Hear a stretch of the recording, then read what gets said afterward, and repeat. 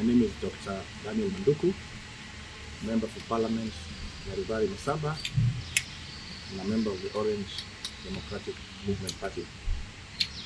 First, I want to pass my condolences to the families and the relatives of those dear children that we lost in the demonstrations that took place on Tuesday.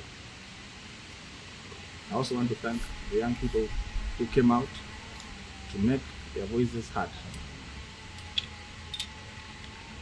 I want to thank the President for ultimately listening to the people's voice and doing the right thing. But more than that, I want to state here that as elected leaders, we are the problem. And I want to ask the President to immediately dissolve the National Assembly and call for elections within 90 days. I know people will argue that there is no IEBC, but remember, we are party to many international treaties. We can ask the AU, that is African Union, the East African Community, or the UN, to send 9 commissioners to oversee the elections.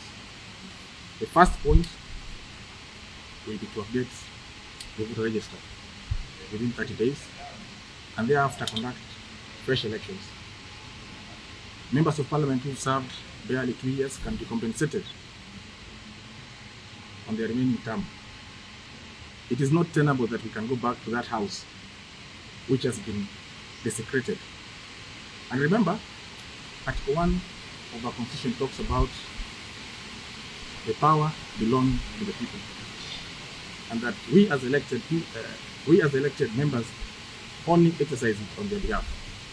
What we saw on Tuesday is that the public came to take back their power, and it is time we called a spade a spade. I want to ask Kenyans not to allow their members of Parliament to go back to Parliament, even myself included. Yesterday, I saw the President reading a statement, and his deputy reading a statement a few minutes later. 2 statements that seemed to come from different arms of government. It is my considered view that the government has failed in its duties to protect Kenyans. Further than that, we're asking the President to immediately reconstitute his cabinet and get competent people, and I say competent people, to work for him.